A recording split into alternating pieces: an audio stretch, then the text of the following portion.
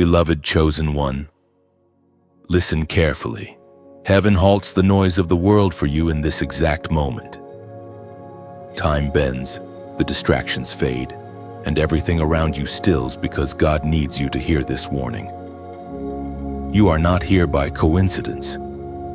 You were guided. This is not a video, not a scroll, not a random message. This is a divine interruption.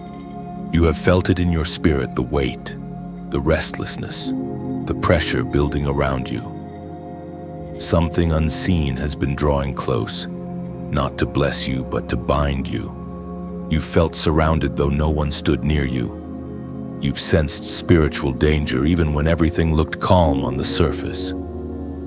That sense isn't fear, it's discernment awakening. Heaven is revealing that danger has encircled your destiny. You are under attack not because you are weak, but because you are powerful. The darkness does not waste energy chasing the ordinary. It hunts the anointed. You have a mark upon you, a divine assignment that hell cannot cancel, but it will try to distract, delay, and deceive. That's why this warning comes now. Look back over your recent days, the sudden fatigue, the strange conflicts, the pull toward things you already overcame. These are not coincidences. They are signs that you have entered a spiritual battlefield. The enemy has been studying your patterns, trying to find where your faith bends. But God has stepped in before it's too late. This message is heaven's way of saying, wake up, my chosen one. Before you are pulled out of alignment, you have endured storms before, but this one is different. It targets your focus. It whispers lies that sound like logic, fears that disguise themselves as caution, temptations that feel like comfort. But deep down, you know something sacred is being tested. You know this is a moment that will define whether you walk in destiny or drift in danger. The voice of the Spirit calls. Come back to clarity. You were never meant to survive in confusion. You were meant to reign in conviction. The reason you've been feeling restless is because heaven is shaking you out of complacency. God is not punishing you. He is protecting you from a destruction you cannot yet see. He is positioning you beyond the reach of hidden snares, pulling you away from circles that drain your anointing, and closing doors you beg to keep open. What feels like loss is actually divine rescue. Every disappointment has been a detour. Every delay a shield guarding you from unseen harm. Heaven speaks clearly through the words in Deuteronomy, chapter 31, verse 6. Be strong and courageous. Do not be afraid or terrified because of them. For the Lord your God goes with you. He will never leave you nor forsake you. Listen to that, chosen one. The danger is real, but so is the deliverer. God is not warning you to frighten you. He's revealing that you are not alone in this fight. Every step you take toward obedience becomes a shield. Every prayer you whisper becomes a sword. You are surrounded, yes, but not by darkness. You are surrounded by divine presence. Do not mistake stillness for absence. God is moving even when you cannot feel it. Sometimes his silence is his strategy. He lets the enemy think you are cornered, only to reveal at the last moment that you were never trapped at all. You are in the middle of a setup for deliverance. This is why you cannot give up now. You have been chosen for something that requires endurance. The pain, the loneliness, the unanswered questions, they have all been shaping your discernment. You are being prepared to carry authority that cannot be shaken by fear. Heaven trusts you enough to test you. So take a deep breath, chosen one. The same God who called you out of the darkness will pull you out of this danger. Oh, but you must take your stand. Stop negotiating with fear. Stop entertaining confusion. I draw the line tonight and declare no more delays. I return to the plan of God, and to the plan of... This is your awakening. The alarm has sounded. Do not scroll away as if nothing happened. The world may not understand this moment, but your spirit does. You can feel heaven tugging on your heart. This is not emotion, it's invitation. Lift your eyes, breathe again, and remember you are not abandoned in this battle. God is closer than the danger that surrounds you. He is walking beside you, strengthening your hands, restoring your courage, and realigning your steps with destiny. And now, chosen one, if your heart bears witness that this word is for you, if you know this interruption was sent by heaven, take a step of faith. Like, share, and comment below 777 to declare, I choose courage over fear. I choose God's plan over danger. Let that number be your public declaration that you heard heaven's call and answered it. This is your moment. The danger will not destroy you, it will reveal you. The darkness will not consume you, it will confirm your calling. You are God's chosen one, and no shadow can silence your destiny. You begin to feel the quiet war that has been raging inside you, an invisible conflict between the light you carry and the darkness that longs to reclaim you. It does not shout, it whispers. It does not strike from outside. First, it begins in the thoughts, in the hidden corners of your heart, in the moments when you feel too tired to fight. This is the silent war within the kind that most people never recognize until it has already taken ground. You sense it when your peace is disturbed for no reason, when joy fades without explanation, when prayer suddenly feels heavy. These are not coincidences. They are indicators that your spirit is under siege. The battlefield is not the world around you. It is the unseen realm within you. This is where your destiny is defended or surrendered, where truth wrestles with deception, and where faith either stands or falls. The enemy knows that if he can win in your mind, he can control your life. That's why he doesn't always come with fear. Sometimes he comes disguised as comfort, logic, or distraction. You begin to notice patterns, the way temptation always returns when you are closest to breakthrough, the way doubt rises right after a moment of faith, the way anxiety creeps in after you have decided to trust God. These are not random, they are coordinated strikes, but even as the war rages, heaven whispers you are not fighting alone. Every chosen one must face this season. It is the place where warriors are made and where pretenders fall away. You cannot escape this conflict, but you can emerge victorious if you understand its nature. The danger lies in ignorance, in assuming that your struggles are only emotional or circumstantial. They are spiritual. Every thought, every choice, every reaction, each one matters. There are days when you feel two voices speaking at once. One calls you toward peace, forgiveness, and obedience. The other pulls you toward pride, resentment, and fear. The tug of war between these two is not a sign that you are weak. It is proof that heaven's mark is on you. Darkness would not fight for something it already owned. You begin to realize that the war within is not meant to destroy you, it is meant to reveal you. It shows you what still controls you, what still offends you, what still tempts you. These inner battles are mirrors, exposing the parts of your heart that still need the touch of God's refining fire. Do not despise them, confront them. Every victory inside of you becomes authority outside of you.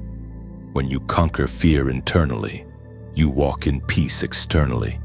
When you silence doubt, faith begins to speak louder through your actions. The battlefield of the mind determines the outcome of your life. That is why you must guard it like sacred ground. You start to understand what true warfare looks like. It's not always shouting prayers into the air, it's choosing truth when lies feel easier.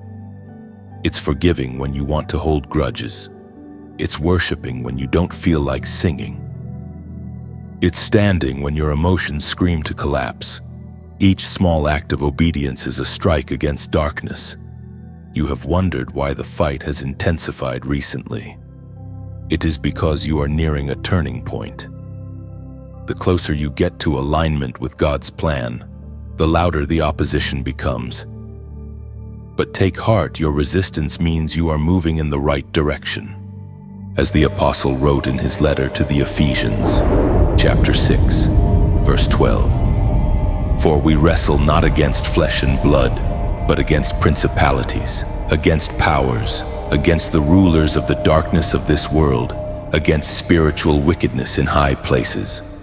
That verse isn't ancient poetry, it is present reality. You are not losing your mind. You are in the midst of a war that cannot be seen with human eyes. But even here, you are covered. The Spirit of God inside you is stronger than any darkness outside you. Remember this: chosen one, the war within is not endless. There comes a day when peace replaces battle, when clarity replaces confusion, when faith becomes unshakable. But until that day, you must stand firm. Feed your spirit, not your fear.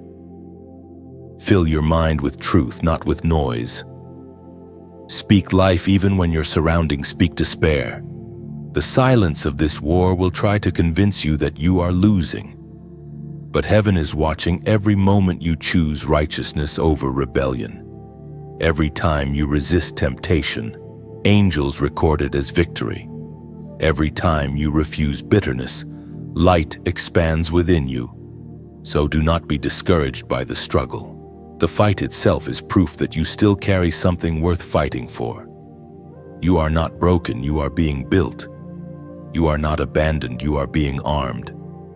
The shaking you feel is the sound of chains breaking. When the battle feels unbearable, remember this is not forever. The storm within you is temporary, but the strength it produces is eternal. You are not just surviving, you are being shaped into a weapon of divine authority. One day, what torments you now will tremble at your name. And when that day comes, you will understand why heaven allowed the conflict, because the war within prepared you for the victories without. The war within has taught you to listen more closely. And now you begin to recognize the whispers that echo in the shadows of your mind. They come softly, disguised as your own thoughts, sounding gentle, almost reasonable. But their intention is to erode your certainty, to twist truth into confusion. This is how the enemy works, not through obvious destruction, but through quiet persuasion. You've heard it before, the subtle voice that says, "You're not enough. You've failed too many times." Maybe this is just who you are. These whispers are not random. They are strategic. They seek to plant seeds of doubt, to make you question what God has already declared over you. When you agree with these lies, even silently, you grant them power to shape your reality. The enemy rarely attacks your body first. He attacks your belief. He knows that if he can infect your thoughts, your faith will collapse under its own confusion. That's why his lies always come wrapped in half-truths. They sound close enough to your pain that you start to consider them. He'll whisper comfort when you need conviction, excuses when you need endurance, and pride when you need patience.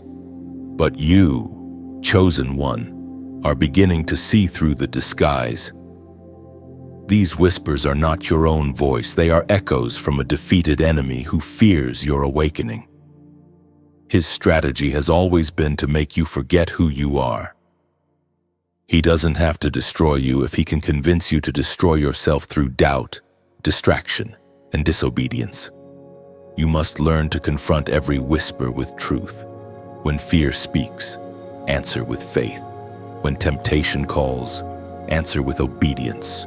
When shame screams your past, declare your redemption. Your defense is not silence. It is scripture spoken aloud with conviction. The word of God is not merely text. It is the sword that cuts through deception. The apostle warns us clearly in the first letter of Peter, chapter 5, verse 8. Be alert and of sober mind. Your enemy, the devil, prowls around like a roaring lion looking for someone to devour. Do you see the strategy? The lion doesn't roar to scare you, it roars to locate you. He listens for movement, for panic, for compromise. If he can provoke fear, he can trace your next step.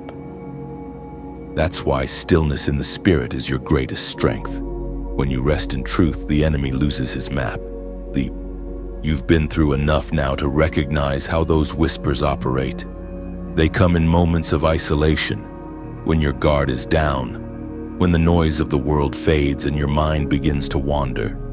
They say things like, "No one understands you.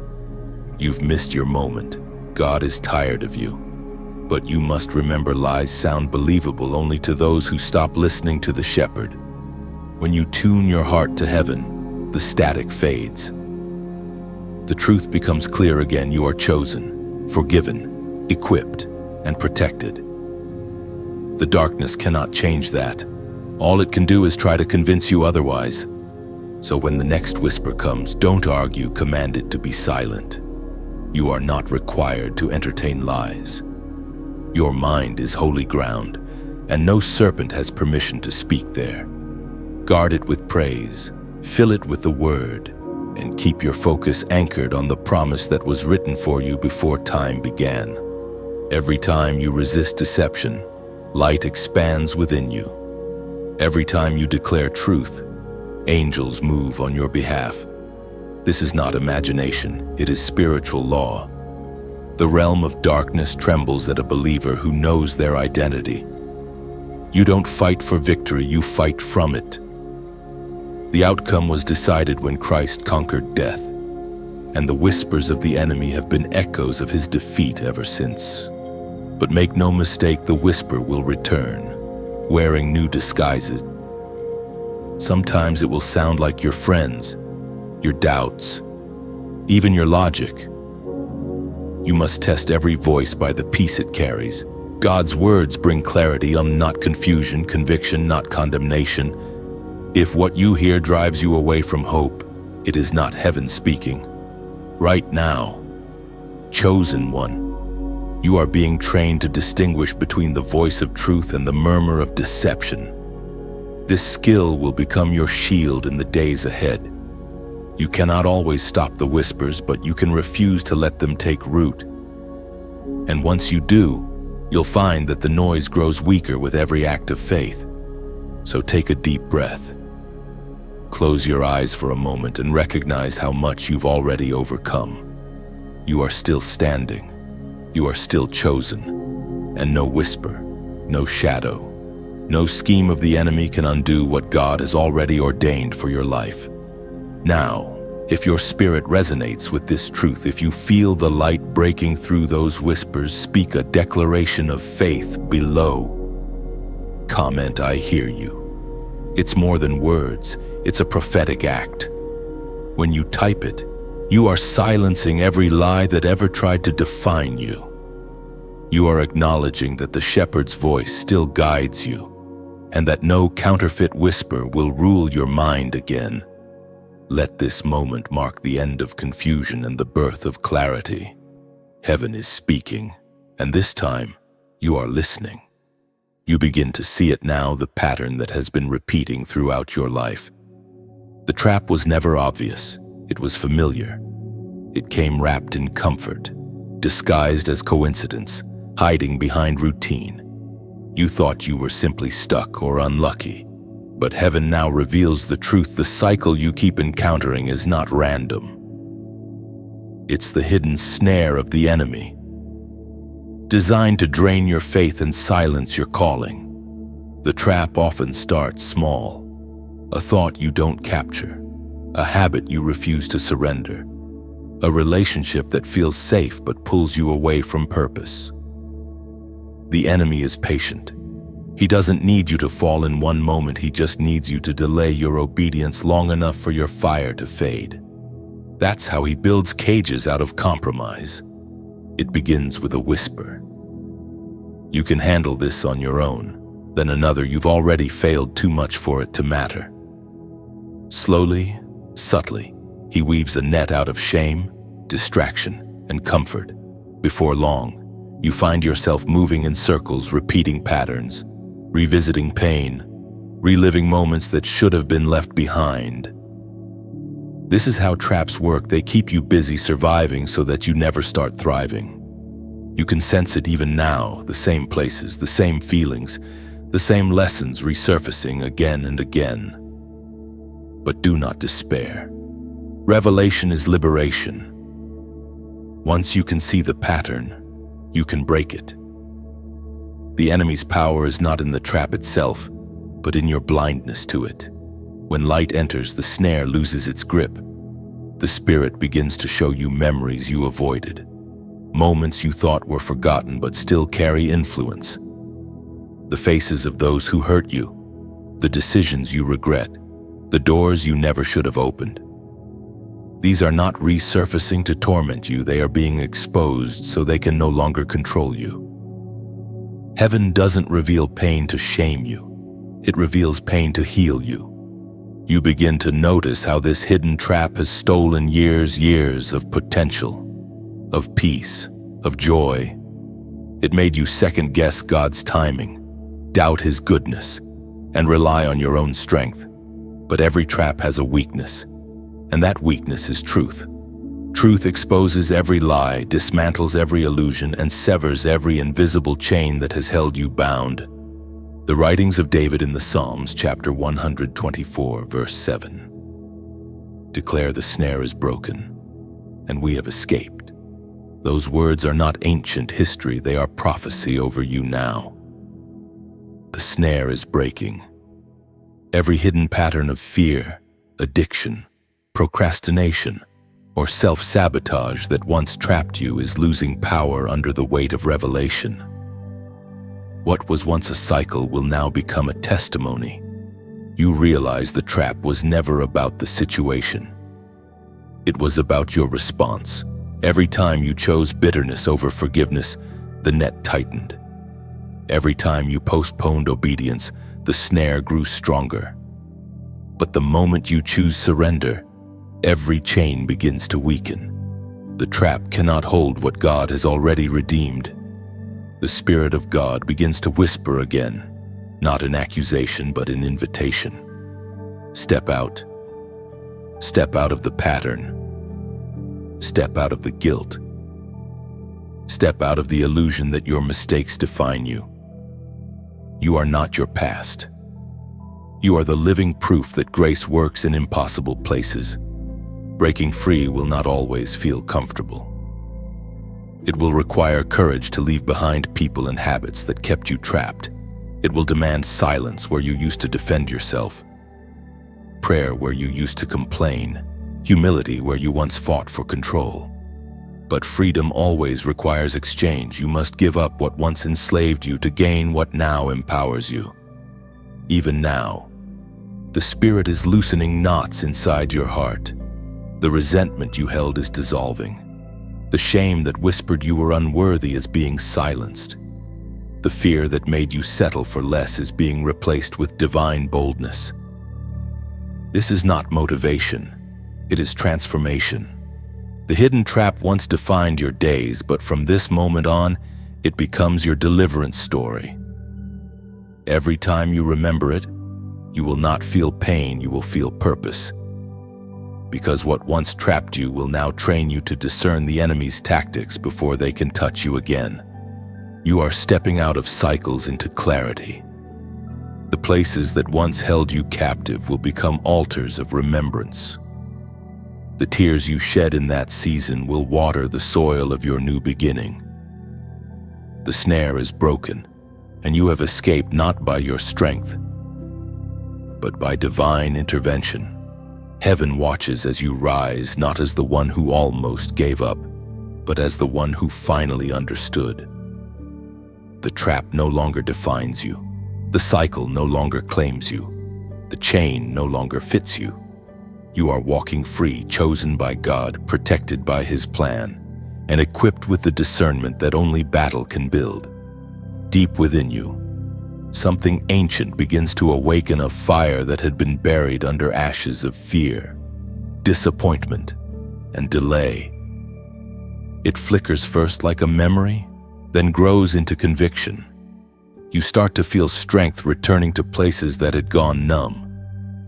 You realize that what tried to destroy you has only refined you. The pain didn't break you, it built you. You are not the same person who entered the battle. You have been transformed in the furnace. This is the moment where the warrior spirit within you awakens. You are no longer running from shadows, you are standing before them with the authority of one who knows who they are. The world may not see it yet, but heaven does. You have crossed from survival into purpose. You are no longer begging for rescue. You are becoming the rescue for others still trapped where you once were. Think of a seed buried in the dark soil. It looks forgotten, invisible, and small. But deep beneath the surface, pressure cracks it open. Roots grow downward before any sign of life reaches the light. That's what God has been doing with you. He was not burying you. He was planting you. Every hardship has been holy ground. The weight that once crushed you has become the very soil where new strength grows. There was a time when you mistook silence for abandonment. Now you know better. The silence was training. When you couldn't hear God, He was teaching you to trust Him. When you couldn't see the way forward, He was strengthening your legs for the climb. The fire that once terrified you now feels familiar. It is the same fire that fuels your spirit. You no longer ask, "Why me?" You now say, "Send me." Because in the silence, heaven was sharpening your discernment. Every unanswered prayer became a lesson in endurance. Every delay was a divine rehearsal for victory. You were being molded for moments like this where your obedience carries weight, your voice carries fire, and your presence carries the evidence of God's faithfulness. The psalmist wrote in the book of Psalms, chapter 28, on verse 7, "The Lord is my strength and my shield. My heart trusts in Him, and He helps me." That is your anthem now. The shield you carry is not made of pride or perfection. It is built from trust. Every scar you bear is a mark of survival, and every wound that healed is a testimony that you were never alone in battle. This awakening does not make you flawless, it makes you fearless. You begin to realize that your light doesn't shine because you are perfect, it shines because you refuse to stay in darkness. You carry a divine fire that cannot be extinguished by failure. But remember, chosen one, light is not meant to be hidden. A flame grows when it is shared. The strength you feel right now is not only for you, it's a torch meant to ignite others. Somewhere, someone is walking through the same night you once survived. They are searching for proof that hope is real, that endurance pays off, that God still answers. And when they find your light, they will find their way home. That is why this message, this space, this family of believers exists not to entertain, but to equip. Every like, every share, every subscription becomes a spark that carries the message of light farther into the world. When you engage, you're not boosting numbers, you're spreading fire. You are saying, "Let this light reach someone who's about to give up." And if this message has kindled something in your heart, if you feel that divine warmth stirring, you can also support this ministry in practical ways.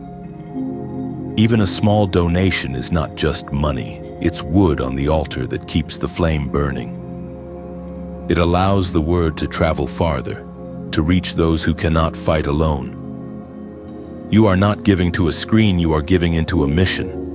Imagine a lighthouse standing against the storm, its lamp glowing through wind and waves.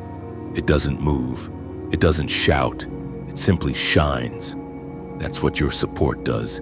It keeps the beacon alive so that souls lost in darkness can find safe harbor again.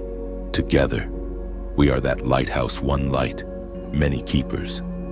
Your awakening is not an ending, it is an invitation. You are part of something bigger, something holy. The same fire that burns in you now is meant to spread to homes, to hearts, to generations. The warrior spirit inside you has purpose beyond self-preservation. It carries legacy. So as you feel that inner flame rise, remember that this is not about performance, it's about presence. It's about showing up for the divine call on your life. It's about taking the light that God has entrusted to you and using it to push back the darkness in your world. You are no longer a wounded soldier. You are a warrior of light, trained, tested, and trusted. And as you walk forward carrying your torch, heaven smiles because one more chosen one has remembered their strength. You can feel it now, a pull so personal that it almost feels like your name is being spoken through the wind. It isn't imagination, it's recognition. Heaven is calling your name again. This is not a coincidence, not an algorithm, not luck. This moment is divine appointment. You are standing in a sacred intersection between mercy and purpose, and the voice you sense deep inside is not of this world. For a long time, you've wondered if God still sees you. You've prayed, but the silence felt endless. You've walked faithfully, but the results seemed hidden. Yet here you are, reading words that echo the ache of your own heart. That is not accident, that is alignment. Heaven has orchestrated this moment because your name has come up again before the throne of grace. When heaven calls your name, it's not like the world calling you. The world calls for attention. Heaven calls for transformation. The world wants you to perform. Heaven wants you to become. This call is not about doing more, it's about returning home to who you were before the world taught you fear. There is a vibration in the spirit right now. God is whispering, I never forgot you. I never changed my mind about you. Every detour, every delay, every disappointment was preparation for this moment. You were never rejected. You were rerouted. You were never abandoned. You were being aligned. Heaven did not lose your file. You are still in God's plan. As it is written in the book of Isaiah, chapter 43, verse 1, fear not, for I have redeemed you. I have called you by name. You are mine. Let that truth settle deep into your soul. God has called you by name, not by your mistakes, not by your reputation, not by your weakness, by your name. The name heaven gave you long before the world ever mislabeled you. You belong to Him. The storms you've endured did not erase that ownership, they confirmed it. When heaven calls, it's never convenient. It doesn't wait for your calendar to clear or your emotions to stabilize. It comes in the middle of confusion, when the noise of life is loudest. Yet the voice of God cuts through it like lightning through clouds clear, undeniable, sacred.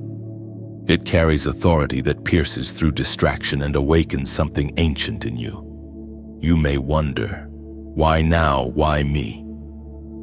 Because timing in heaven is never random. God waited until you could recognize His voice beyond religion, beyond rules, beyond routine.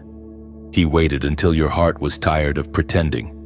You had to reach the end of your strength so that His could begin. And now, this call demands a response.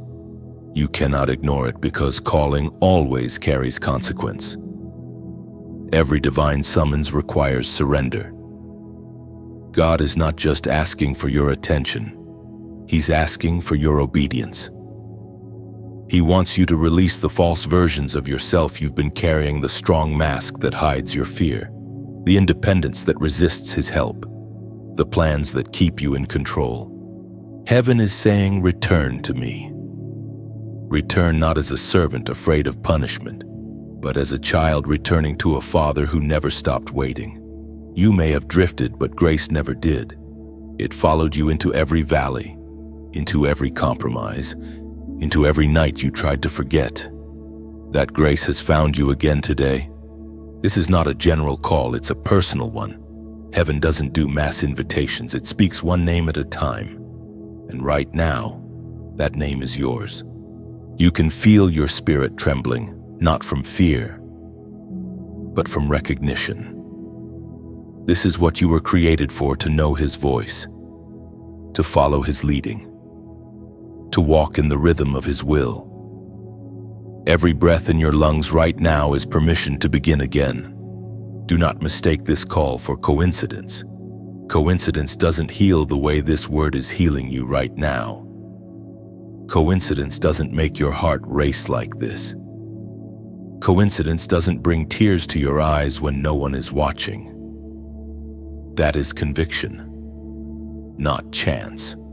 So pause, take a deep breath, whisper quietly, "Here I am." Let heaven hear you answer. The moment you respond, angels move.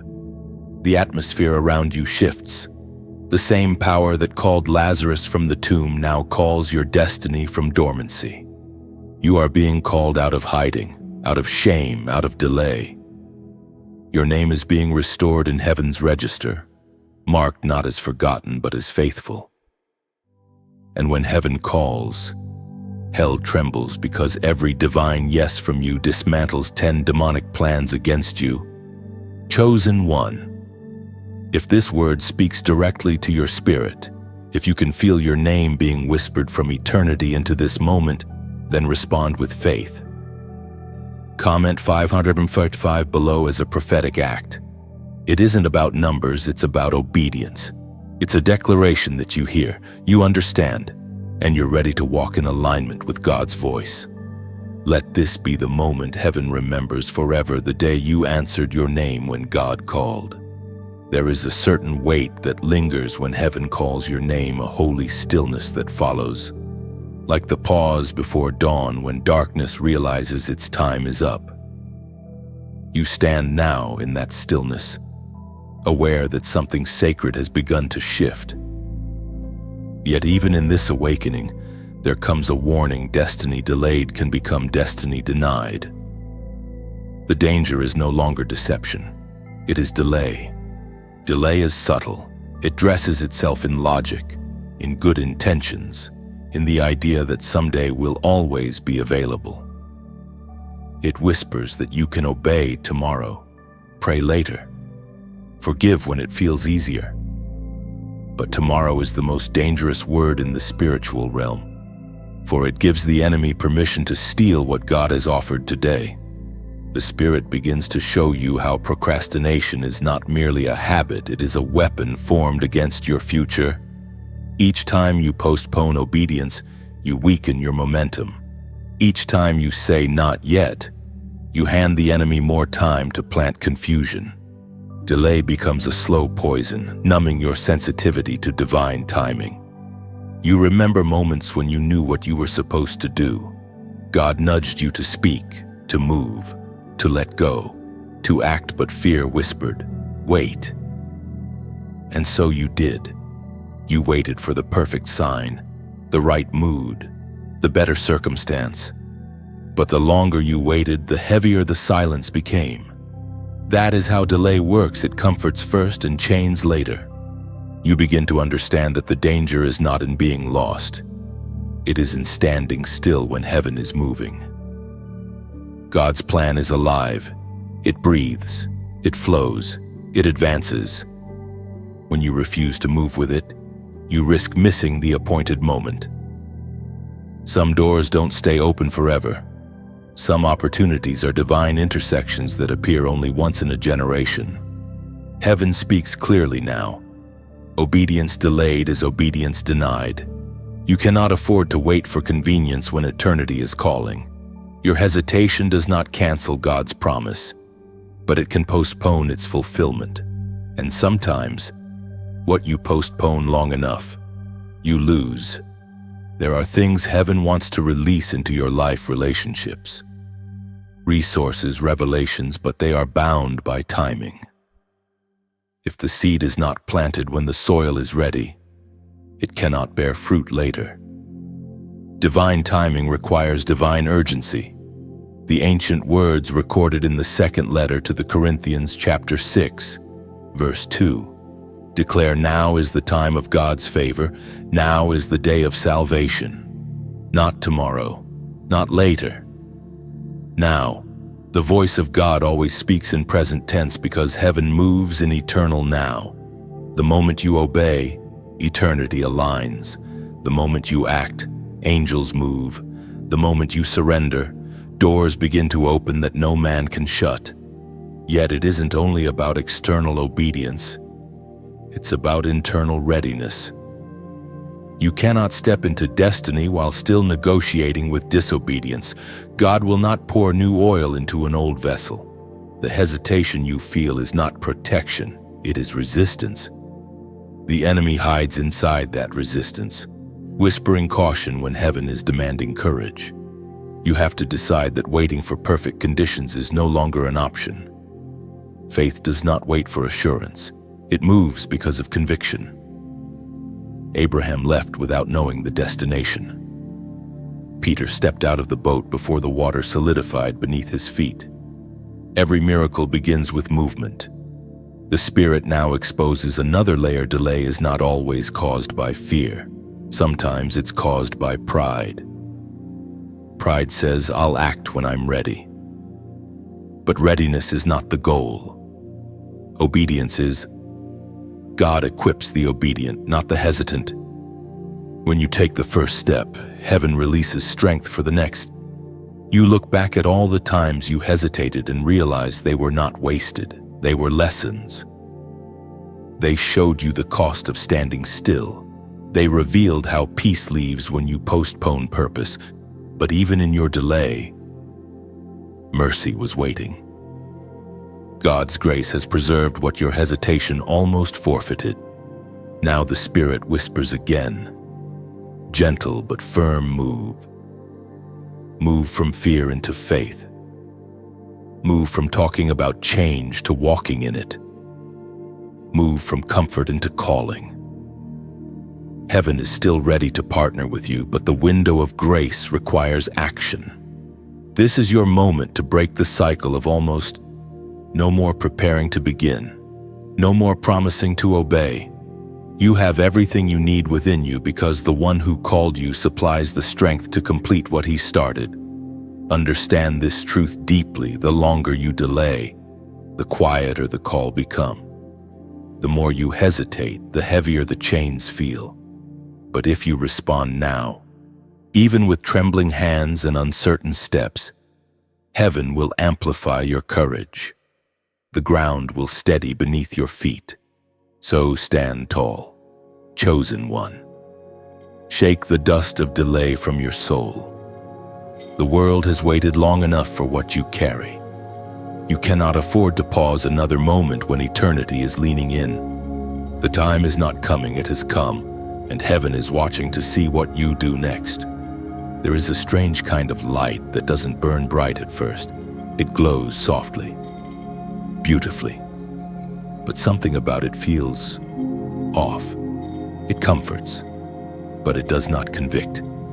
It shines, but it does not purify. It promises peace while slowly dulling your discernment. This is the counterfeit light, the imitation that darkness wears to masquerade as truth.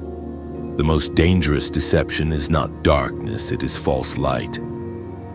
Darkness you can recognize, false light you welcome. It doesn't push you away from God directly, it simply convinces you that compromise is harmless, that comfort is holiness, that self-gratification is grace. And by the time you realize what it has cost, you have already begun to drift from the presence that once defined you. The counterfeit light is subtle. It sounds like affirmation but lacks anointing. It feels like freedom but carries no fruit. It speaks of love but rejects repentance. It is religion without relationship, knowledge without surrender, appearance without substance. It convinces you to follow your feelings instead of your faith, to trust your emotions more than your convictions. You begin to notice how this imitation has slipped into every part of the world. It shines through screens, promising instant wisdom. It echoes in voices that say, all paths lead to the same truth.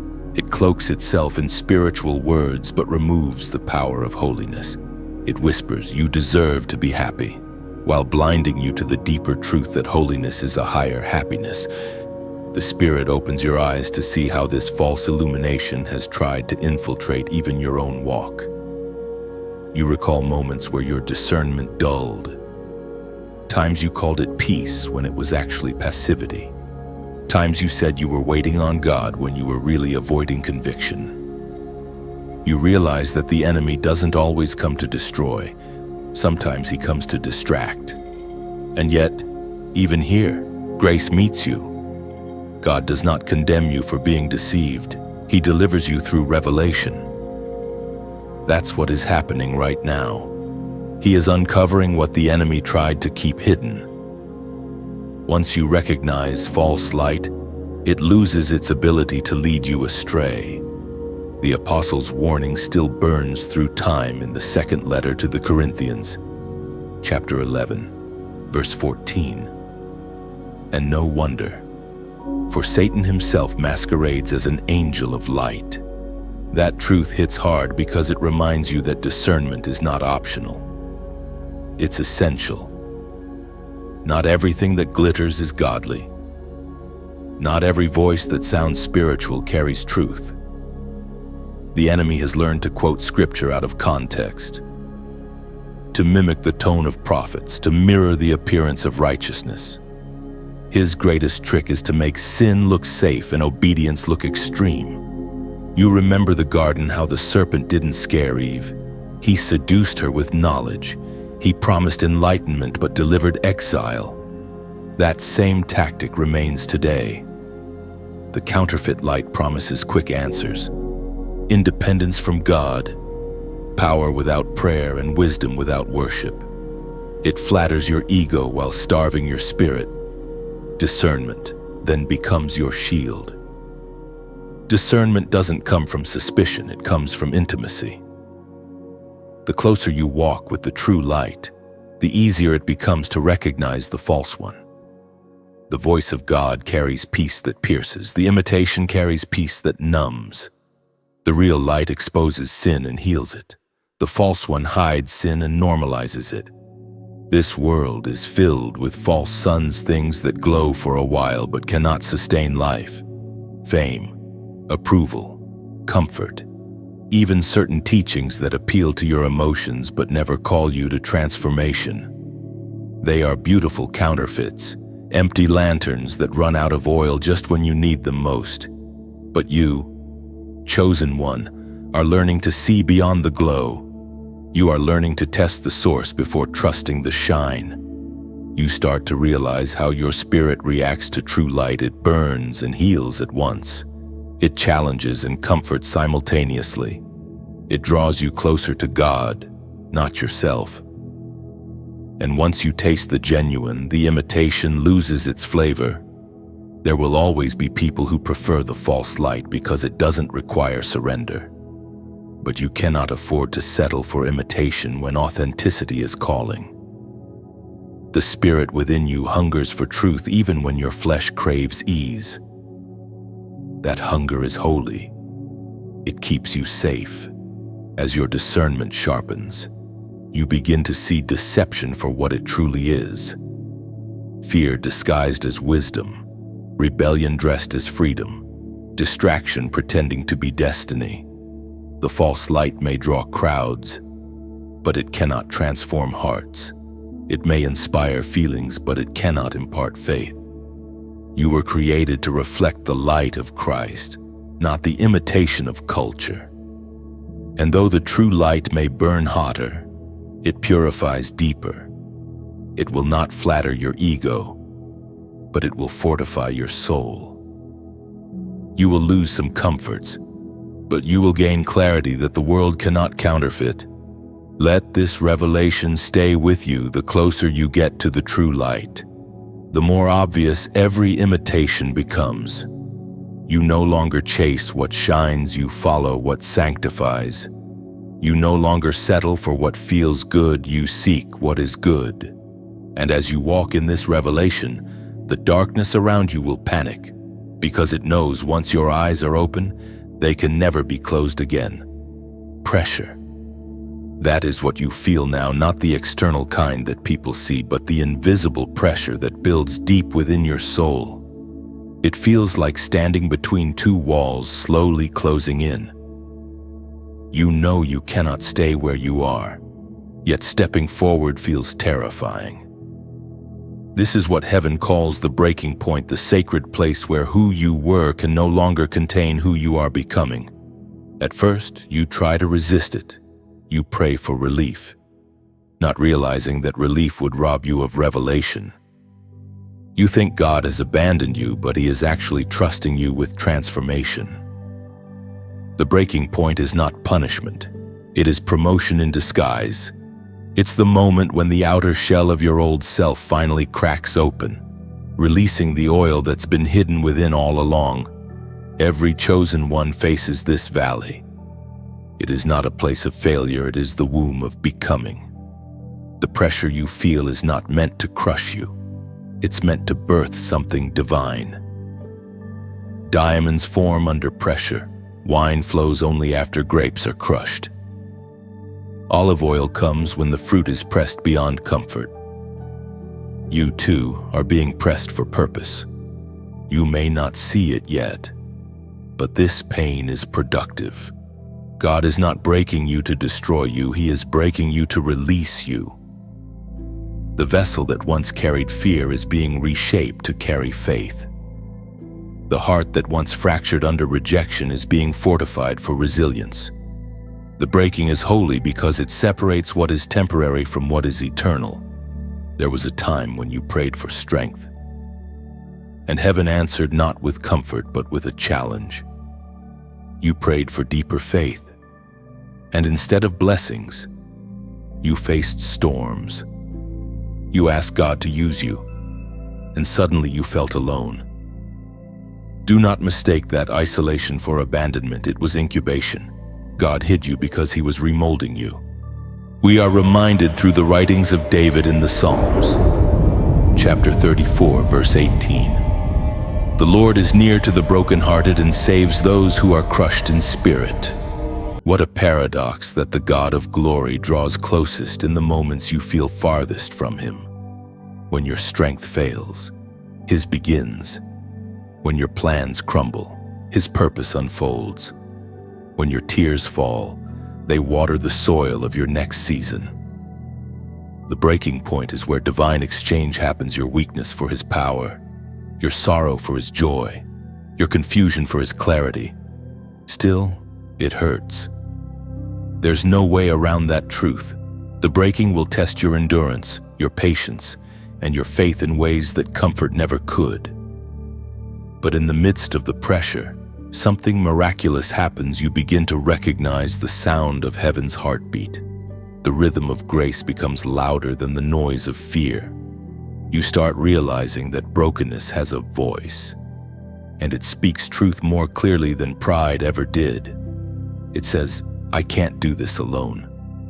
It whispers, "God, I need you."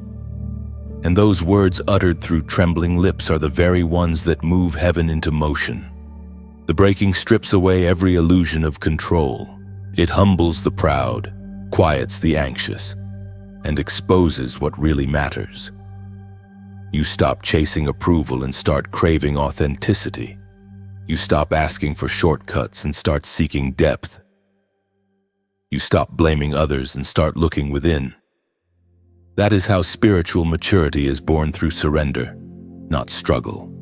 It is in this moment of pressure that your purpose becomes purified. Every false motive burns away. Every distraction fades. The breaking point reveals not what you've lost, but what you were always meant to become. Think of clay in a potter's hands, and it must be crushed, shaped, and pressed again before it can hold anything valuable. If it resists, it cracks. But if it yields, it becomes a masterpiece. That's what God is doing with you.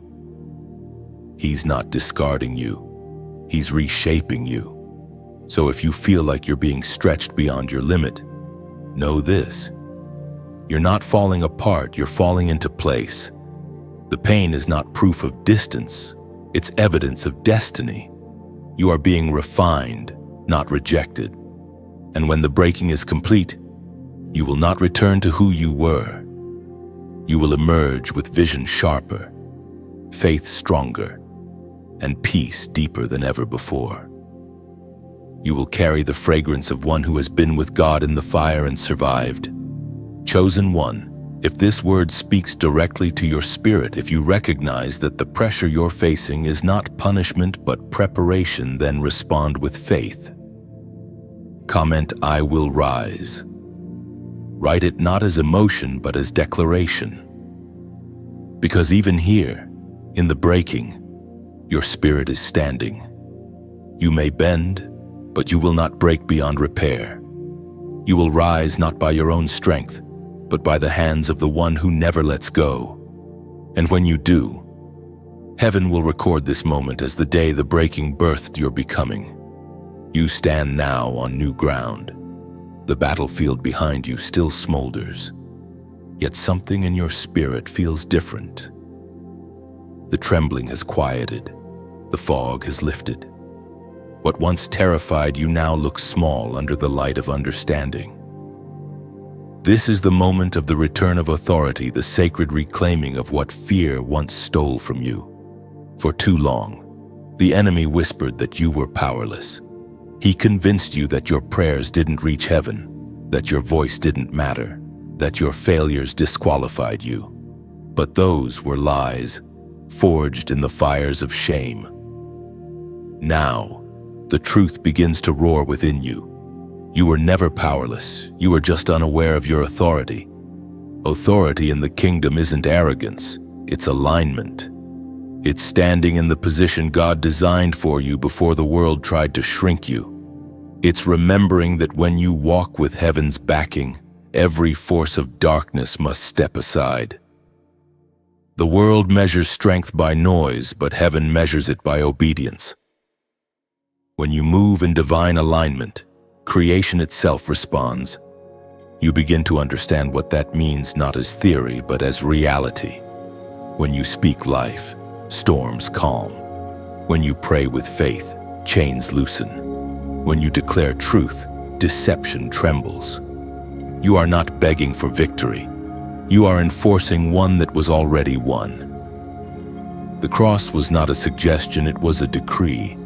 The blood of Jesus did not ask permission, it purchased dominion.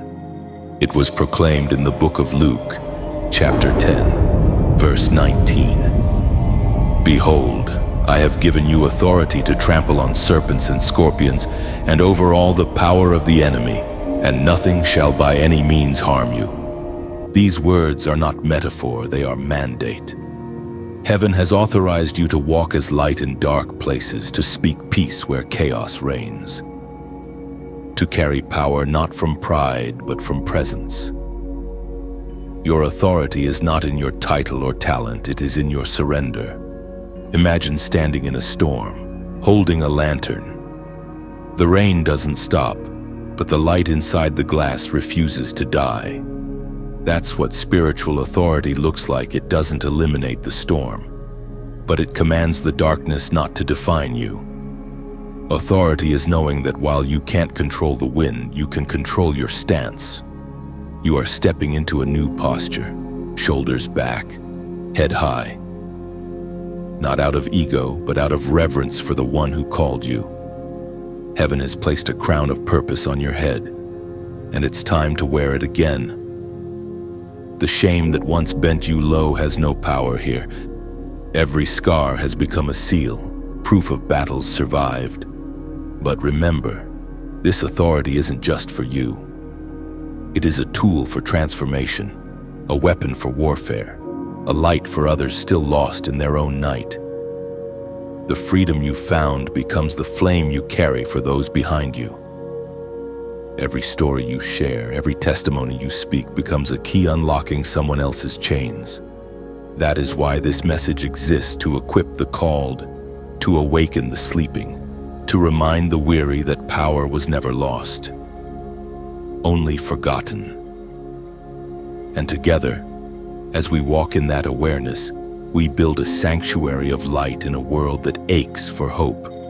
Every like, every share, every subscription, those are not just digital actions. They are modern-day echoes of the old revival tents, spreading the flame farther than one voice could reach. When you engage, you are not promoting a message. You are participating in a mission. You are saying, "Let this light reach another heart before it fades." And if you have been strengthened here, if something inside you has awakened, consider sowing into this mission. Not as charity, but as partnership. Each donation, no matter how small, becomes another beam in the lighthouse of faith we are building together. It allows the message to keep flowing, to reach prisons of pain, living rooms of despair, hearts that have forgotten their worth. You are not giving to a platform. You are giving through one to the souls waiting beyond your screen. Think of it like rain falling on soil. It doesn't stay where it lands. It seeps, spreads, nourishes unseen roots. Your act of generosity does the same. It keeps the light burning bright in corners of the world where darkness thought it had won. Chosen one, your authority carries responsibility to give, to lift, to keep the fire alive. You are not a spectator in this story. You are a soldier of light, a partner in divine purpose. So let your life, your words, your actions all say the same thing: I am walking in what was already mine. Heaven celebrates your return to power. Earth will soon feel its impact. You've remembered who you are: a royal priesthood, a vessel of fire, a chosen warrior crowned with grace. Walk now, not timidly but triumphantly. The King has spoken, and your authority is restored. It's a strange feeling to stand in strength again after so many seasons of weakness. You can almost hear the echo of battles past, the memories of nights when you doubted if you would ever rise again. And yet, here you are. The ground that once felt like your grave has become your foundation. You begin to realize something sacred: God never forgot his side of the covenant. A covenant is not a contract. Contracts depend on mutual performance. Covenants depend on divine promise. Contracts break when one side fails. Covenants endure even when you fall. And while you wandered, while you questioned, while you wrestled with your own heart, the covenant stood unbroken, unshaken, waiting for you to remember. You start to see your life in a new way. Every closed door, every detour, every no that made you weep, all of it was part of an ancient agreement written in heaven long before you took your first breath. You were not being rejected, you were being rerouted toward fulfillment. The delays you despised were not denials, they were divine design. You remember moments when you accused God of forgetting you, when his silence felt cruel. But now, in hindsight, you understand. He was protecting promises you weren't ready to hold. If he had given you what you asked for too soon, it would have crushed you. The covenant didn't fail, it waited until you were strong enough to carry it. It was spoken in the book of Numbers, chapter 23, verse 19. God is not a man, that he should lie, nor a son of man, that he should repent. Has he said, and will he not do? Has he spoken, and will he not make it good? Those words become an anchor in your soul. You realize that the promise still stands, unexpired and intact. God's word over your life did not dissolve in the fire, it was refined by it. The storms didn't cancel your destiny, they confirmed it. You are still under covenant, still chosen, still marked for fulfillment, and that changes everything. Suddenly, the fragments of your past begin to align into a pattern of faithfulness.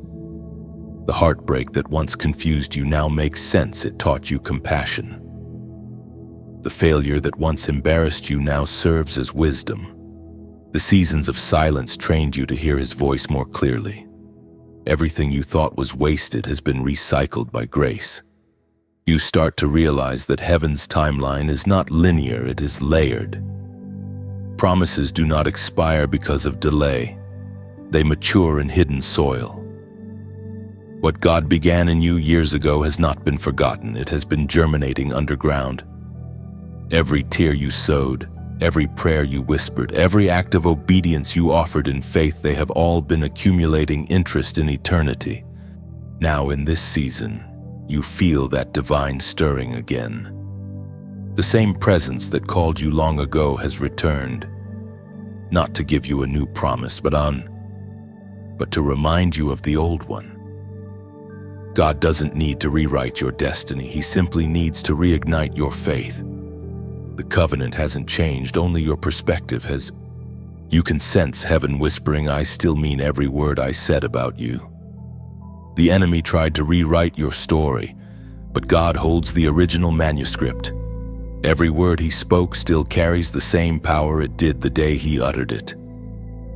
No betrayal, no disappointment, no sin is strong enough to erase divine ink. This realization brings tears not of sorrow, but of awe. You begin to understand how deeply you are loved. Covenant love does not withdraw when you falter. It draws nearer. It covers, restores, and renews. It is the kind of love that refuses to give up even when you do. You also recognize that covenant brings responsibility.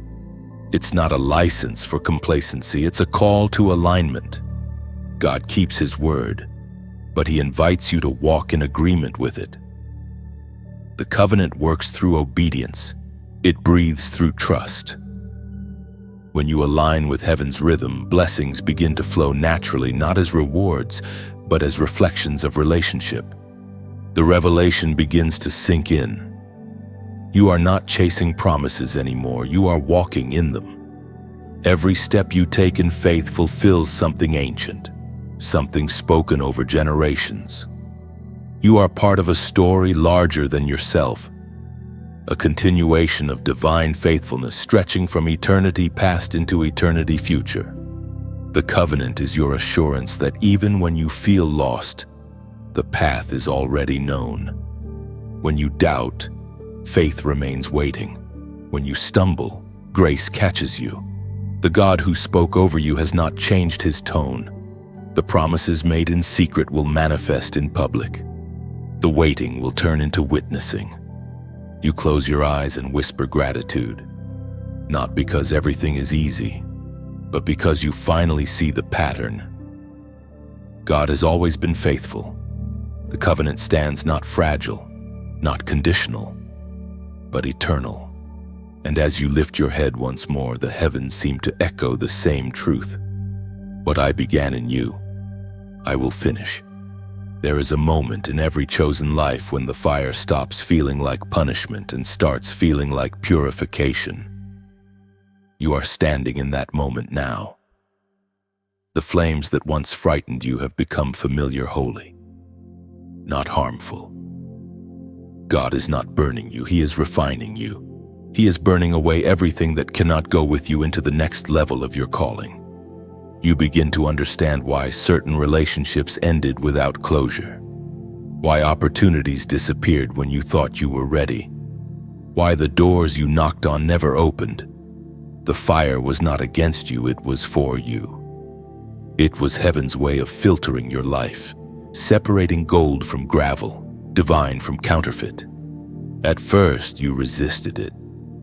You cried, "Why me, Lord?" But now you know that the pruning was protection. God removes not to punish, but to prepare. The things you lost were never meant to carry the weight of your future. Every flame was a sculptor's tool, shaping you into something stronger, purer, and sharper in spirit. The process hurts because purity costs. It asks you to surrender what feels safe, to let go of habits that once comforted you but now contaminate your growth. It demands honesty about who you've become and who you're called to be. The refining fire leaves no room for pretense. It exposes motives, burns away pride, and reveals the raw essence of your heart. There's a holy silence that follows such burning, You find yourself alone, stripped of titles, labels, and noise. But in that stillness, you rediscover something priceless, the voice of God. When distractions melt away, His whispers become clear again. The same presence that walked with Moses in the wilderness walks with you now through your refining. The psalmist once prayed in the book of Psalms, chapter 51, verse 10. "Create in me a clean heart, O God, and renew a right spirit within me." Those words echo in your own chest. That is your prayer too. You don't want to be polished, you want to be pure. You don't want to appear strong, you want to be surrendered. You no longer seek perfection in performance, but purity in purpose. The outer world may applaud appearance, but heaven crowns authenticity. The purification process isn't meant to destroy your identity, it's meant to reveal it. You were created to be a vessel of light, not a container of clutter. And just like a silversmith watches closely over the metal as it melts, God is watching over you. He never takes His eyes off the fire. He knows exactly how much heat your spirit can handle. When He sees His reflection in you, the process is complete. You start to notice the signs of transformation. The bitterness you once carried no longer fits. The conversations that once enticed you now feel empty. The distractions that used to pull you off track no longer have power. That is what purity looks like. It's not isolation, it's elevation. God is lifting you to places where noise cannot follow. Still, the process can feel lonely. You wonder why fewer people understand you now, why your circle grows smaller, why you no longer belong where you once felt at home. It's because the higher the fire burns, the fewer can stand its heat. Some will misinterpret your distance as pride, but it's simply protection. Not everyone can walk with you through the furnace and survive. And yet, this loneliness is holy. It's the same solitude that prophets carried, the same silence that prepared kings, the same separation that precedes anointing. You are being refined not for isolation but for influence. When this season ends, your purity will carry weight. Your words will heal because they will flow from a heart that has been cleansed by holy fire. Chosen one, do not despise the flames. Every tear you've shed in the heat of refinement has been sacred water, quenching the ashes of your old life. The pain you feel now is evidence that the impurities are leaving. You are being purified not just for your sake, but for those who will draw from your light later. There is coming a moment when the fire will settle, and you will rise radiant, resilient, and ready. When people look at you, they won't see scars. They'll see sanctification. They will see what it means to be touched by God and survive. And if this word ignites something within you, if you can feel the truth burning gently in your chest, confirming that you are being refined, then let heaven hear your agreement. Comment 333 below as a sign of surrender, a declaration that you choose purity over comfort, process over pretense, refinement over routine. It's not just a number, it's a covenant. A statement that you are staying in the fire until the reflection of God shines through you completely. Because after this, you will not just walk in light, you will become light. When the fire passes, there is a quiet unlike any other. It's not the silence of emptiness, but of revelation. The air feels clearer, the weight feels lighter, and your vision, your spiritual sight begins to sharpen. You have walked through the valley, endured the refining, and now something extraordinary begins to happen. Your perception changes. You begin to see with the new eyes of the Spirit. What once looked like disaster now appears as design. The doors that closed no longer look like rejection, they look like redirection. The people who left were not losses, they were releases. Every unanswered prayer now glimmers with hidden purpose. You realize that what felt like delay was divine pacing, and what seemed like punishment was preparation. Your natural eyes once saw lack, but your spiritual eyes now see alignment. The world still looks the same, but you no longer interpret it through fear, you interpret it through faith. The same situation that once made you cry now makes you worship, because you can finally see how it all fits together. You are not confused anymore, you are convinced. It is written in the book of Romans, chapter 8, verse 28. We know that in all things God works for the good of those who love Him, who have been called according to His purpose. The verse doesn't say some things or most things, it says all things. The pain, the betrayal, the confusion, the waiting, all of it has been part of the masterpiece. The hands of heaven never waste anything. Even the fragments of your past are being woven into beauty. You begin to see your life the way God sees it, not as broken pieces scattered across time, but as a mosaic of mercy and meaning. This new vision feels almost supernatural. You start to sense purpose in places you once overlooked. A conversation becomes an assignment. A disappointment becomes a doorway. A delay becomes direction. You stop asking why me and start asking what now. Your perspective shifts from surviving to stewarding, from questioning to trusting. The new eyes of the Spirit don't just change what you see, they change how you see. They teach you to look beyond appearances and discern atmospheres. You begin to notice spiritual patterns, the peace that accompanies obedience, the unrest that follows compromise, the subtle confirmations that God sends through details others dismiss. You start realizing that discernment is more precious than sight. Physical eyes can be deceived by beauty, but spiritual eyes recognize authenticity. Where others see chaos, you see orchestration. Where others see endings, you see beginnings wrapped in disguise. Even the people around you begin to appear different. Those who once irritated you now inspire compassion. Those who wounded you become mirrors that show how far you've healed. You learn to forgive not because you condone, but because you've outgrown. The new vision gives you freedom, not the freedom to escape, but the freedom to understand. This is what maturity feels like: peace without answers, clarity without control, vision without arrogance. You can finally rest in the mystery of God, trusting that not seeing everything doesn't mean you're blind, it means you're being guided. You remember how anxious you once were, always needing to know the outcome, always afraid of making the wrong step. But now, your spirit has learned the rhythm of trust. You don't need to see the entire road, you only need to see the next step. And somehow, that's enough. These new eyes do not only see what is, they also see what could be. You begin to perceive potential in dry places. You speak life into things others have already buried. You walk into rooms carrying hope where heaviness once ruled. It's not because the world has changed, it's because your lenses have.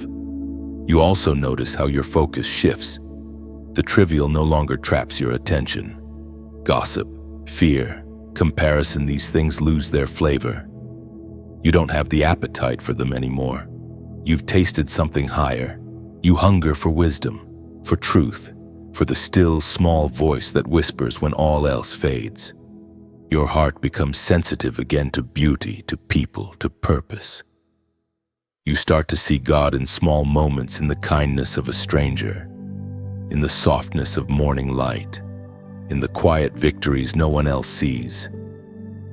The veil between the physical and the divine grows thinner each day, and you move through life with awareness that every moment carries eternal weight. The new eyes of the Spirit don't guarantee an easy life, but they grant an anchored one. You can face storms now without panic because you know the waves obey the same voice that called you here. Even when tears fall, they don't blind you, they cleanse your sight. You see God's fingerprints on everything. you realize something profound. The greatest miracle was never external, it was internal. You once begged God to change your situation. Now you thank Him for changing your sight. That shift is everything, because once your vision changes, even the valley looks like victory. And as you walk forward with these new eyes, the world doesn't seem smaller, it seems sacred. Every breath becomes worship, every step becomes witness, and every day becomes divine proof that the God who refines also reveals. There are moments when the air feels heavy with mystery, as if heaven is leaning close, waiting for your next move. You can sense it, a turning point that carries weight beyond understanding. The battles behind you begin to fade into memory, but something new stirs in the horizon, divine instruction. You have reached the prophetic turning point, a threshold between what was and what must be. It is not a loud season, it is a listening one. Heaven does not always shout its directions. Often the greatest revelations arrive in whispers. You feel the shift in your spirit before it appears in your surroundings. It is like standing on the edge of dawn, the sky still dark but filled with promise. You know change is coming, you just can't see it yet. At first, this uncertainty feels unsettling. You've learned to trust God in storms, but trusting Him in stillness requires a different kind of faith. There is no thunder to confirm His presence, no lightning to mark His movement, only the quiet pull of His will guiding you in unseen ways. This is where faith matures, not in miracles you can measure, but in movements you can't explain. The prophetic turning point is not about doing more, it's about discerning more. It requires silence, attention, and surrender. You begin to notice how God rearranges your desires. What once seemed urgent now feels irrelevant. What once consumed your energy no longer stirs your interest. The Spirit is redirecting you not away from purpose, but deeper into it. You remember the words recorded in the book of Isaiah, chapter 30, verse 21. Your ears shall hear a word behind you, saying, "This is the way, walk in it." Whenever you turn to the right or to the left, that promise becomes your compass. You no longer rush into decisions based on impulse or fear. You wait for the inner witness, the quiet certainty that settles in your soul like still water. This is how heaven speaks to the mature, not through chaos, but through calm. Sometimes the turning point arrives as a gentle conviction, a nudge to let go of something that no longer carries life, a prompting to move where you do not yet see provision, a stirring to speak truth even when silence feels safer. Each act of obedience becomes a stepping stone toward clarity. You begin to realize that divine instruction often feels inconvenient to the flesh but essential to the spirit. It is in this season that your relationship with God shifts from dependency to partnership. You are no longer waiting for Him to do everything, you are learning to co-labor with heaven. He gives direction. You provide devotion. He releases revelation. You respond with action. The flow between you and the divine becomes seamless, like a river finding its natural course. Yet even in obedience, there is testing. The prophetic turning point will challenge what you believe about trust. God may lead you into spaces where logic cannot follow. He will ask for the very thing you once thought you couldn't surrender: your timeline, your comfort, your certainty. But in that yielding, something sacred happens. You discover that obedience births authority. Every prophet had to pass through this threshold. Abraham left his homeland without a map. Moses stepped into waters before they parted. Mary said yes before she understood. Each of them crossed the invisible line between understanding and obedience. Now, it's your turn. There will be days when you question whether you heard correctly. Don't panic. Prophetic paths often appear only after you walk them. Faith builds roads where fear sees cliffs. Every step you take in trust becomes a declaration that you belong to a different kingdom, one ruled not by sight, but by revelation. As you continue forward, you will start to notice patterns of divine timing. Certain doors that were locked will suddenly open, while others will close with clarity you didn't have before. People will appear in your path as confirmations. Conversations will carry hidden answers, and coincidences will unfold like choreography. These are not accidents. They are alignments. Heaven has begun to orchestrate your next chapter. The turning point also awakens responsibility. You are no longer waiting to be rescued.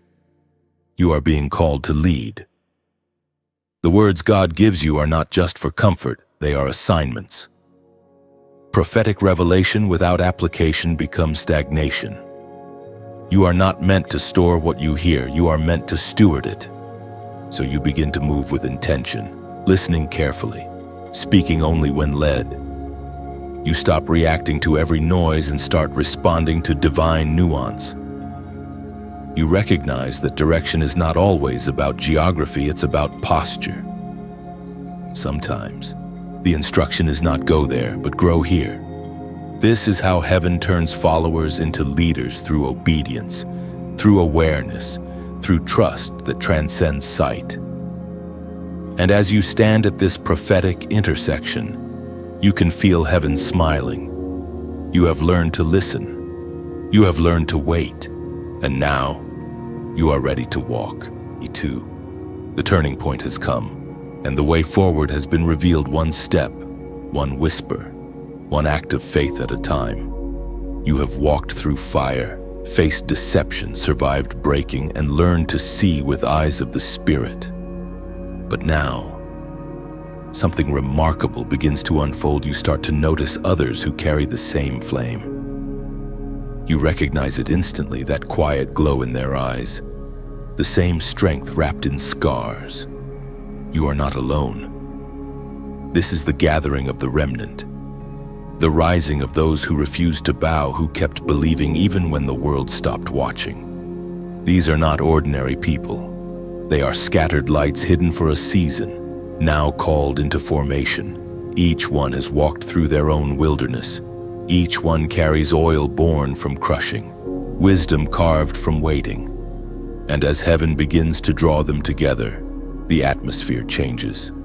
One flame can light a dark room, but many flames together create a wildfire that no darkness can contain. You begin to feel that pull, the divine magnetism of kindred spirits.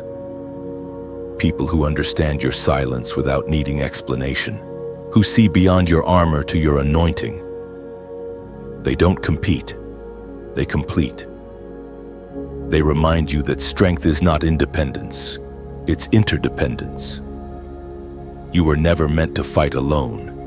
You were meant to stand as part of a remnant, a tribe of light bearers chosen for this time. The words of Jesus echo in the book of Matthew, chapter 18, verse 20. For where 2 or 3 are gathered in my name, there am I among them. That promise begins to manifest before your eyes. The remnant doesn't need a crowd, it needs connection. Their unity becomes the meeting place for God's presence. When they worship, chains tremble. When they pray, storms shift. When they move together, hell remembers its defeat. This gathering isn't about fame or numbers, it's about alignment. It's about restoring the language of heaven on earth, the sound of humility, purity, and purpose. The remnant carries the balance between fire and tenderness. They are warriors who fight with tears in their eyes but faith in their hearts. They understand that victory isn't about dominance, it's about restoration. You look around and realize that some of these people were once strangers, yet it feels as though you've known them forever. That's because spiritual kinship transcends time and geography. God has been weaving your stories together behind the scenes, preparing this divine convergence. And in this sacred convergence, you feel something new rising, a mission larger than yourself. The same voice that once whispered, "Come out," now says, "Come together." The world around you is weary, searching for hope that feels real. It doesn't need louder voices, it needs brighter lights. Together, the remnant becomes a constellation in a night that thought it had swallowed the stars. Every like, every share, every comment in this digital space becomes part of that constellation. They are not clicks, they are echoes of unity, modern torches in the online wilderness. When you engage, you're not feeding an algorithm, you're feeding a movement. You're adding your flame to the collective fire that spreads healing, truth, and light. And if this space has spoken to your spirit, if it has awakened, strengthened, or comforted you, then your support becomes sacred fuel. A small act, a simple gesture, can ripple far beyond your screen. A share becomes a seed planted in another's darkness. A subscription becomes a door that keeps the message flowing. A donation, no matter the size, becomes oil that keeps the flame burning. Think of it this way. Every message released here is a candle lit against the wind. Your engagement shields it. Your generosity sustains it. Your voice carries it. When you give, you are not just funding words, you are preserving light for someone still trying to find their way home. Together, we are tending a global altar, where hearts meet heaven one whisper at a time. And as this remnant continues to gather through comment sections, through prayers, through unseen acts of kindness, the kingdom expands quietly but powerfully. Revival doesn't always roar. Sometimes it hums through unity. Sometimes it starts with a single amen typed in faith by someone halfway across the world. So, chosen one, let your heart stay soft and your hands stay open. You are part of something sacred, something eternal. This is not just a broadcast, it's a brotherhood, a sisterhood, a spiritual family that refuses to let darkness have the final word. Leave your mark not through noise, but through nurture. Like, share, subscribe, comment, or give not because you are asked, but because you are moved. Every act of support is another heartbeat in this living temple we are building together. Let your engagement be worship, your generosity be firewood, and your presence be proof that the remnant still stands. Together, we rise not as scattered sparks, but as a wildfire of grace. You can feel the pressure building again, but this time it carries a different weight. It is not confusion, it is confrontation. You have crossed through revelation, purification, and awakening. And now the final test approaches, the last stand against the darkness that once ruled you. This is not an external battle anymore. It is spiritual warfare in its purest form, the battle for dominion within and around you. Every chosen soul must walk through this moment, the place where all lessons collide and conviction must prove itself. The enemy does not give up ground easily. When he knows he can no longer deceive you, he tries to intimidate you. He throws storms of doubt, echoes of your past, sudden waves of exhaustion, anything to make you question your strength and your standing. But what he does not realize is that the breaking, the burning, and the refining have already made you unbreakable. You stand now not as the person who began this journey, but as a soldier forged in obedience. You have learned to hear heaven through chaos, to trust when sight failed, to obey even when the cost was high. The strength you carry now is not borrowed, it's built. It's the kind of strength that only emerges when you've had to fight battles no one else saw. In this confrontation, the enemy's strategy changes. He doesn't come with fear. First, he comes with imitation. He whispers, "You've already done enough," hoping you'll lower your guard. He offers distraction disguised as peace, comfort disguised as calling. He cannot defeat you, so he tries to lull you back into spiritual sleep. But this time, you recognize the pattern. You remember the traps, the false lights, the whispers. You see through every disguise because discernment now lives inside your bones.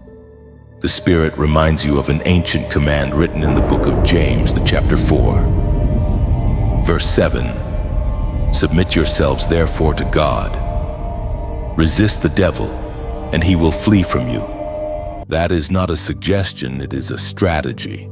Submission and resistance work hand in hand. Submission aligns you under divine authority. Resistance enforces that authority against every shadow. You don't fight by shouting into the darkness, you fight by standing in the light. The enemy cannot occupy space that radiates obedience. So you take your stand. You begin to speak not from fear but from revelation. You declare peace over confusion, clarity over chaos, and truth over deception. Every word becomes a weapon. Every breath becomes a decree. You realize that victory is not achieved by striving but by standing. You no longer chase breakthrough, you embody it. The confrontation intensifies. Memories resurface. Old emotions flare. Familiar temptations knock at your door. But this time, your spirit responds with authority. The very things that used to shake you now strengthen you. You recognize that every test is an invitation to trust deeper, to love stronger, to remain steadfast. The darkness loses its power when you stop negotiating with it. And even when the battle grows fierce, heaven stands beside you. You sense it, the nearness of angelic presence, the steady hand of the Father on your shoulder, the whisper of the Spirit reminding you that you are not alone. You fight not for victory but from it. The cross has already secured the outcome. You are simply enforcing a decree that was written long before this war began.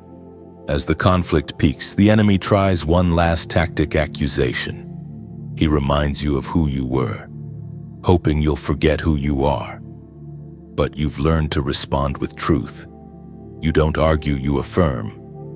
You remind him that redemption rewrote your name, that grace erased his claim, that the blood of Christ sealed your story.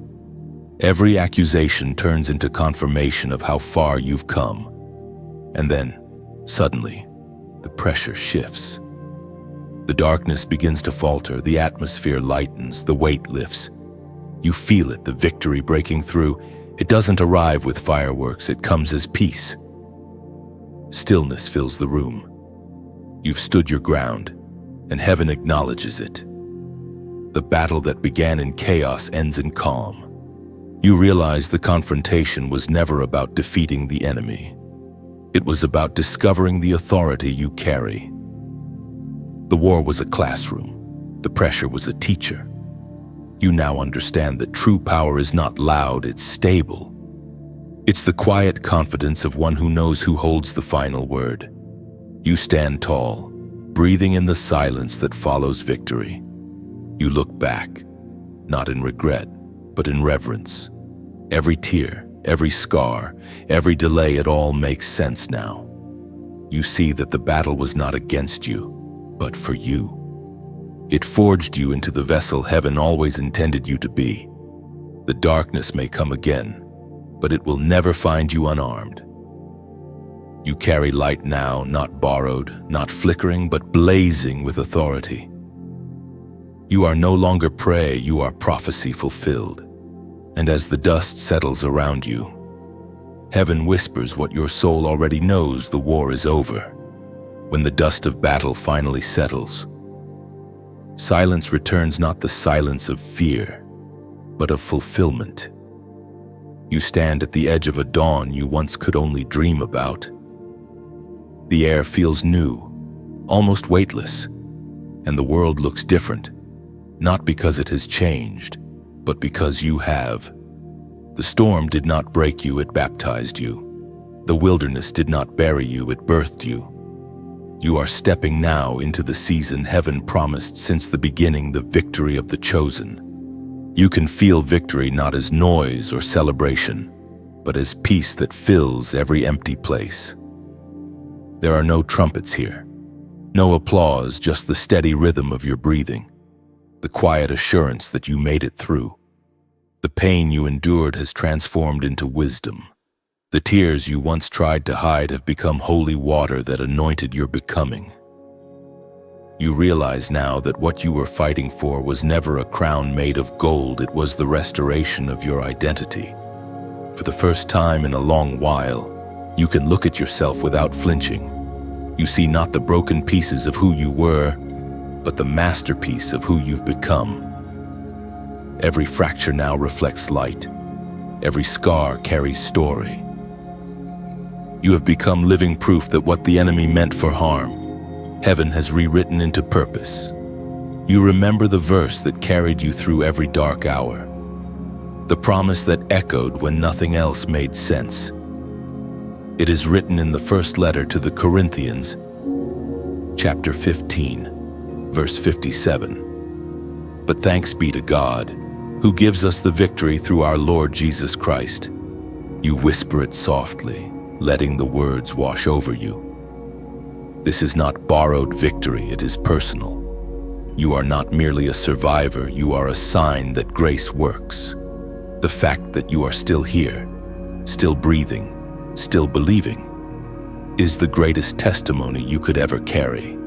Victory does not mean the absence of battle, it means the presence of strength that no battle can undo. It means that every voice that once said, "You can't," has been silenced by the evidence that you did. It means you no longer chase validation, because you've learned that divine approval outweighs earthly applause. You think of every night when hope felt small and prayers felt unanswered. Now you see heaven was not ignoring you. It was investing in you. Every moment of silence built endurance. Every unanswered prayer refined focus. Every closed door redirected purpose. Victory, you realize, was not something waiting at the end, it was being forged inside you all along. You begin to move through the world differently now. You speak with more gentleness, listen with more compassion, walk with more confidence. You don't rush anymore. You understand that everything unfolds in divine timing, and you no longer fear waiting because you know what grows in silence cannot be stolen by noise. You feel heaven smiling, not because you are perfect, but because you finally understand partnership. You have learned that grace doesn't just save, it shapes. Mercy doesn't just forgive, it forges. Faith doesn't just believe, it builds. You are not standing at the end of a story, you are standing at the beginning of a legacy. The victory of the chosen isn't loud or prideful, it's steady, humble, enduring. It doesn't need to prove anything. It simply exists as evidence that God keeps His word. Your heart has become an altar of gratitude. You find yourself thanking God not only for what He gave, but for what He took, for the burdens removed, the distractions stripped away, the false versions of yourself left behind in the fire. There's a beauty in how the pain has been repurposed. You can look back without bitterness, love without fear, remember without reopening old wounds.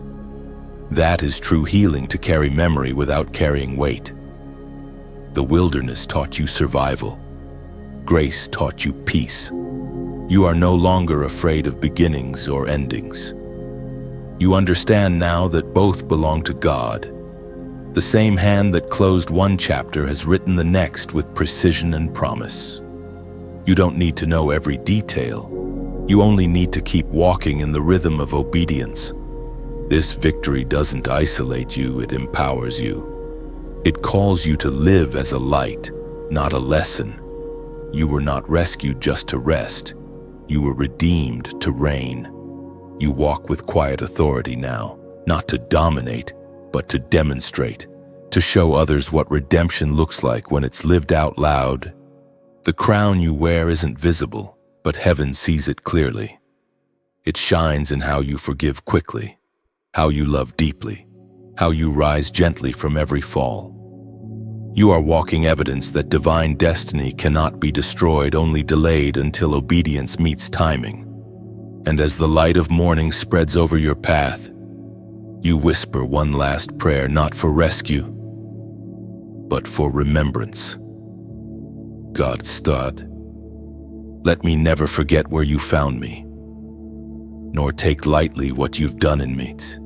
Because the story of your victory is not just yours, it's a beacon for others still walking through the night. Proof that storms end, fires purify, and promises endure.